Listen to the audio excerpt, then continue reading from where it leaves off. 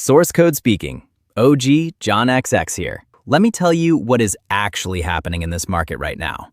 Because there is real volatility in this tape, not noise, not random movement, structural volatility. And if you do not understand the difference, this environment will cost you.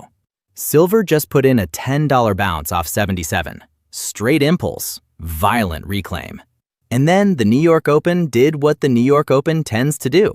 It pulled price straight back to 84 before most retail traders finished their first cup of coffee. That is the environment we are operating in. Fast moves, faster reversals. If you are trading this without a defined entry, a defined invalidation level, and a defined time frame, you are not trading. You are gambling. And gambling in this kind of volatility is very expensive tuition. Now, there are two types of people watching this. If you are a trader, your job is execution. You need to know exactly where you are wrong before you click buy or sell, not after. If you are a long-term stacker, your time frame is measured in months and years, not 5-minute candles around the New York Open.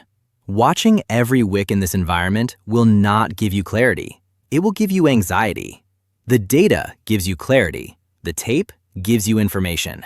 Emotion gives you liquidation. Now let me walk you through what actually happened. Silver printed 77. Hard flush. Liquidity vacuum. Stops triggered below prior support. That level had been defended multiple times. When it finally gave, it gave fast. Within hours, price reversed and ripped to 87. $10.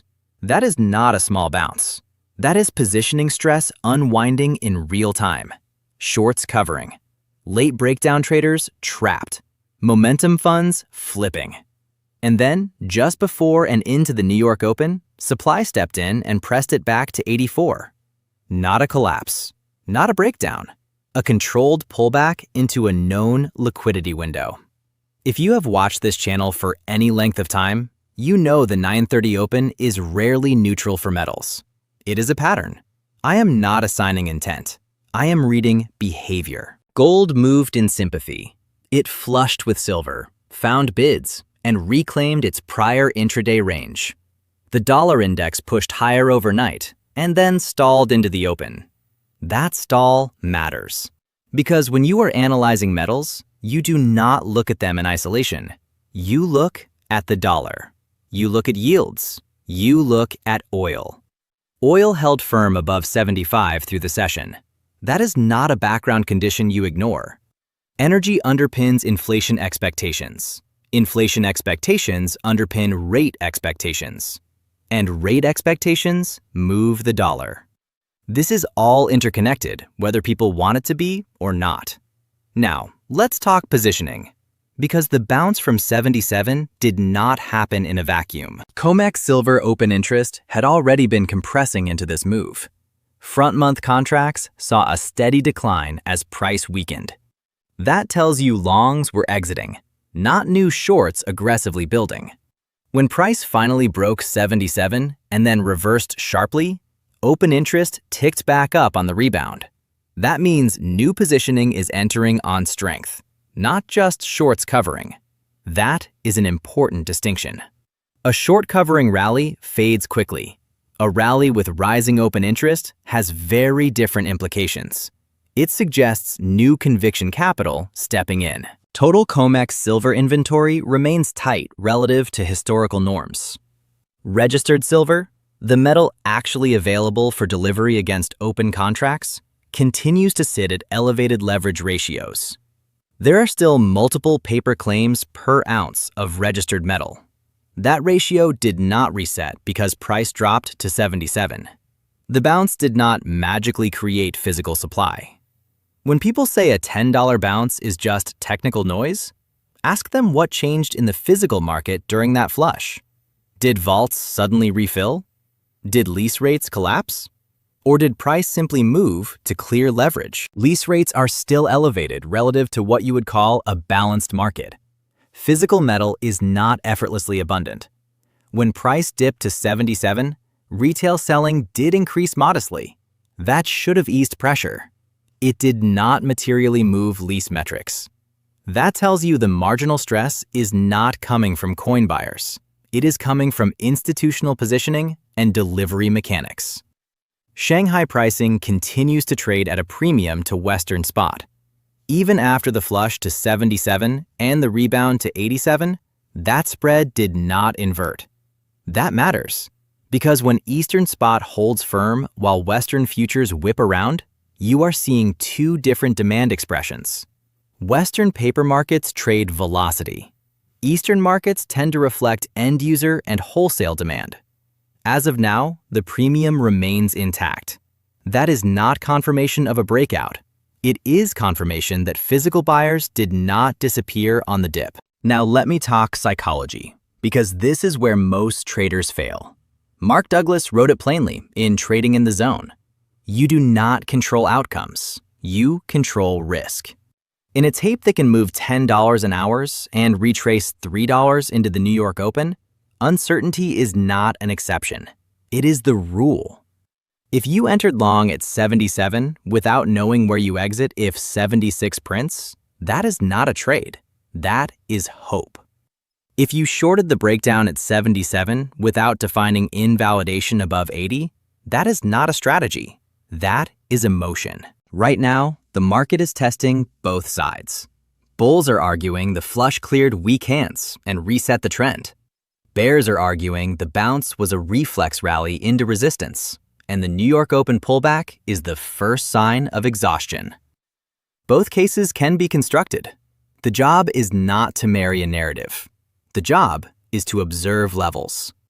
87 to 88 is now defined resistance from this bounce. 77 is defined support. Between those levels is noise, unless you are scalping with precision. Outside those levels, something new is developing. The macro backdrop has not calmed. Geopolitical tension remains elevated. Energy markets are still sensitive to headlines. The dollar is still trading in a broader range, with failed breakouts on both sides. In that environment, metals are not going to move in a straight line. They are going to overshoot, undershoot, and force participants to question their conviction. If the dollar finds sustained momentum higher from here, metals will feel pressure, regardless of physical narratives. That is not a prediction. That is correlation history. On the other hand, if the dollar stalls and rolls, while oil remains bid and yields stop climbing, the path of least resistance for silver could remain higher. But higher does not mean straight up. It means volatile stairsteps. $3 down, $5 up, $4 down. That is how reaccumulation phases look when leverage is high and conviction is split.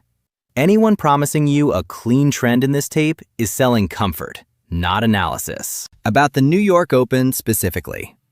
The 9:30 window concentrates liquidity. Overnight positioning meets U.S. institutional flow. Algorithms rebalance. Stops placed too tightly get harvested. That is not conspiracy. That is microstructure. If you are trading around that window, widen your mental bandwidth. Expect volatility. Do not be surprised by it.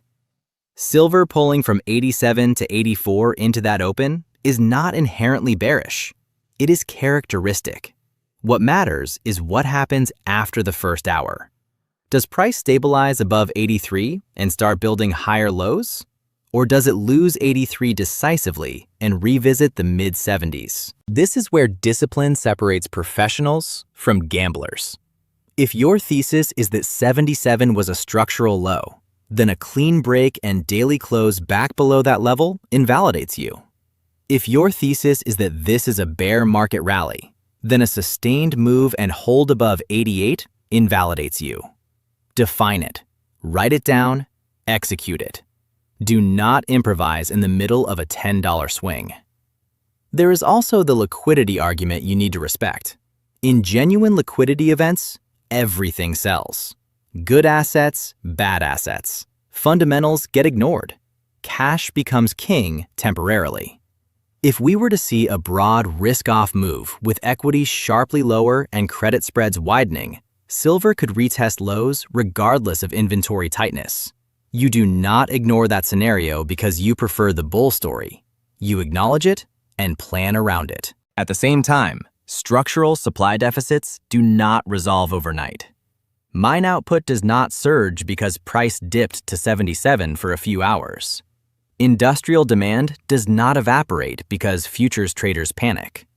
If you are positioned for a longer-term thesis built on supply constraints and monetary instability, your focus should not be a $3 pullback into the New York Open. It should be whether the macro drivers remain intact. So far, they do. Here is what to watch from here. Watch the dollar behavior over the next several daily closes. Not intraday spikes, daily structure. Watch oil. If crude breaks down decisively below the mid-70s, the inflation narrative softens and metals may lose momentum. If oil holds higher, that feeds the inflation hedge bid. Watch the reaction around 87 to 88 in silver. That is the ceiling from this bounce. A decisive break and hold above that range changes short-term structure. A rejection there reinforces range conditions. Have a plan. Know your time frame. Know why you are in. Know where you are out. If you are using heavy leverage in a tape that can move $10 in hours, understand the math before the market forces you to. Volatility is opportunity for the prepared and destruction for the impulsive.